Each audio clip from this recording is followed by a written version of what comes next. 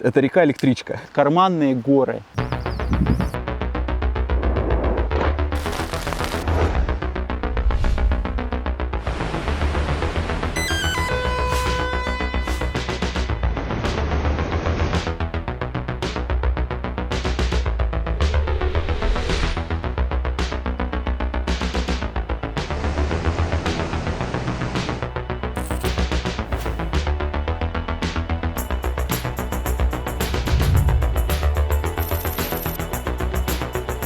Кто бы мог подумать, что я не просто посмотрю на эту реку, но и проплыву по ней на покрафтах.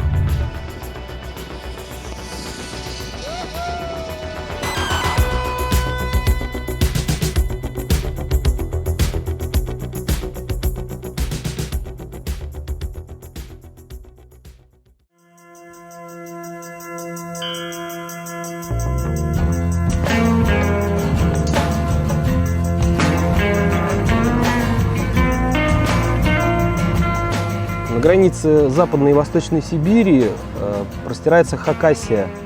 Это такая особенная страна, которая окружена сибирской тайгой. Слева, справа. А Хакасия – это степь. Степь, озера. И вот именно на границе степей и степных пейзажей именно там расположился Беренжак. Такой интересный поселок.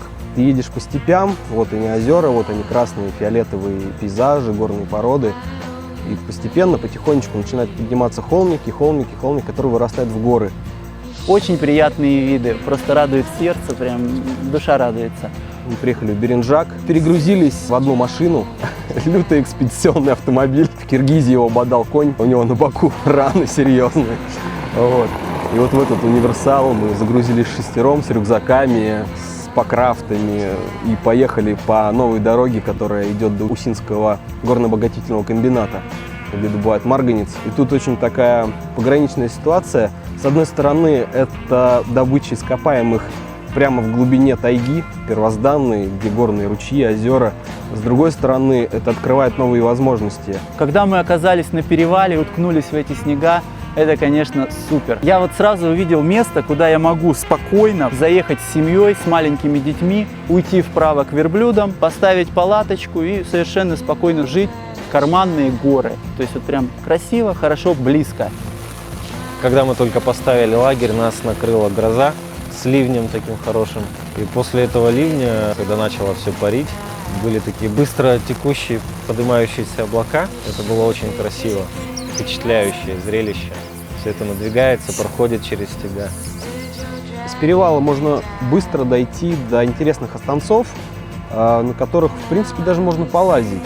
И даже в середине июня, несмотря на малоснежную зиму, там неплохие есть такие языки снежные, на которых можно кататься еще в июне.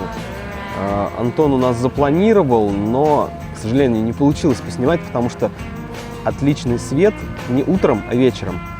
А вечером было уже поздно. И было бы здорово в следующий раз заснять вот этот вот прокат, такой классный прокат при вечернем свете. Это будет здорово. Будем надеяться, мы все-таки возьмем и снимем это все. Томь когда-то тоже была таким обособленным регионом, но когда проложили железную дорогу вдоль Томи, это стало любимым туристическим местом в Кузбассе. То есть это и добро, и зло, это вот что-то такое среднее. Поэтому я скорее более положительно сейчас отношусь к тому, что здесь есть дорога. Это новые туристические возможности. Это неплохо, в общем.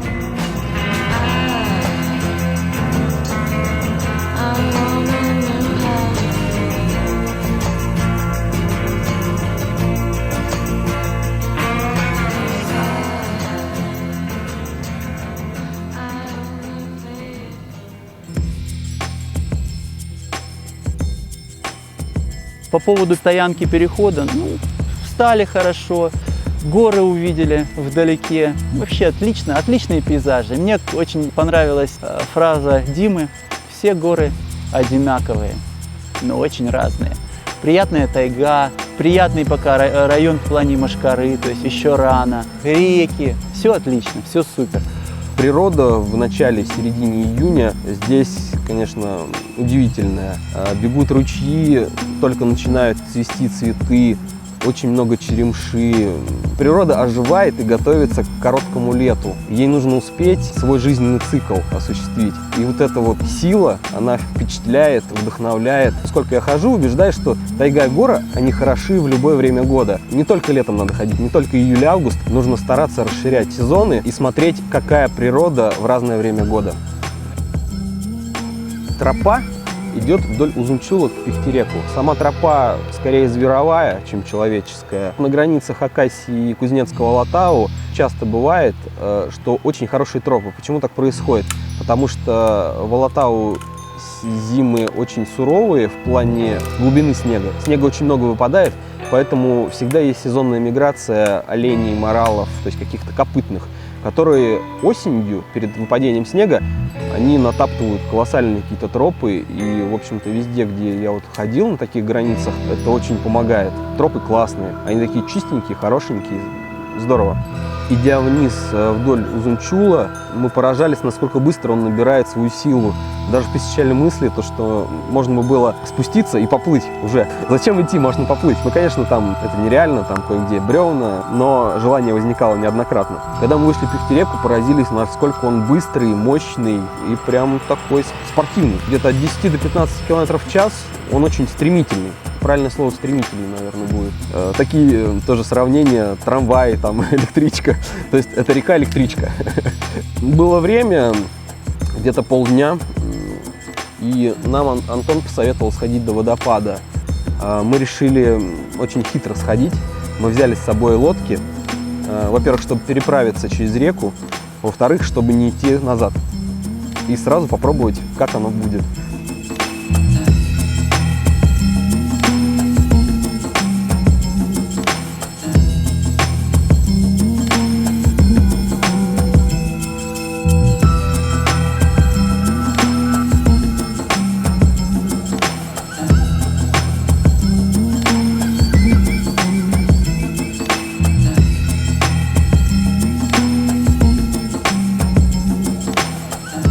Где-то на расстоянии километра от реки Пихтерек уже услышали звук мощного водопада.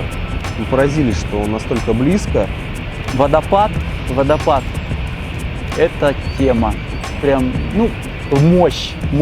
Не просто вот что-то брызжется, типа Грации на Иргаках. Красиво, супер. А тут прям впечатляет.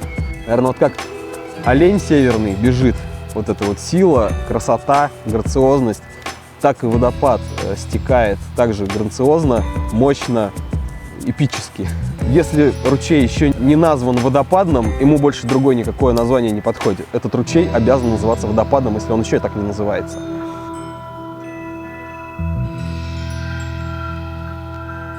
Поднялись наверх, так же, как и, в принципе, по Узунчулу, чистые ручьи, огромные кедры, поляны, которые еще пока не заросли там по пояс с какими-то растениями, которые будут осложнять ходьбу.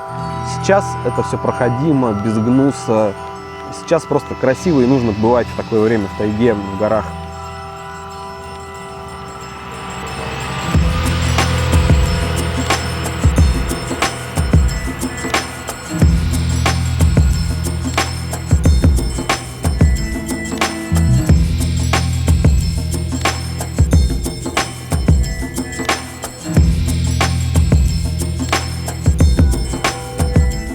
Сплав, такое испытание неплохое, претест, так сказать, будущего сплава. Как-то все так возбудились, встрепенулись, нормально.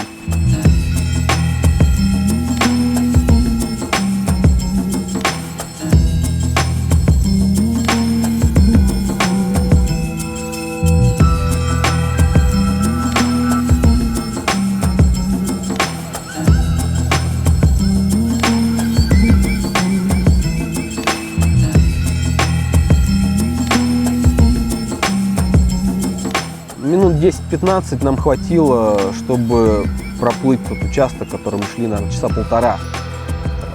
Река стремительная, быстренько приплыли, сразу развели костер. Но вот это был, на перевале был не тот вечер. Здесь был именно тот вечер, какой должен быть. Это чай, это вкусняшки, это какие-то разговоры возле костра. Здесь умиротворение нас посетило. То есть это классический вечер у костра в тайге. Да, это было так.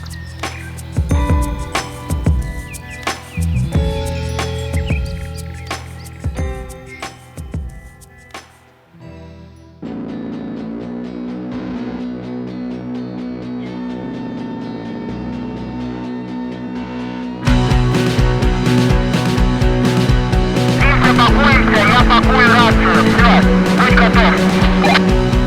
Готов!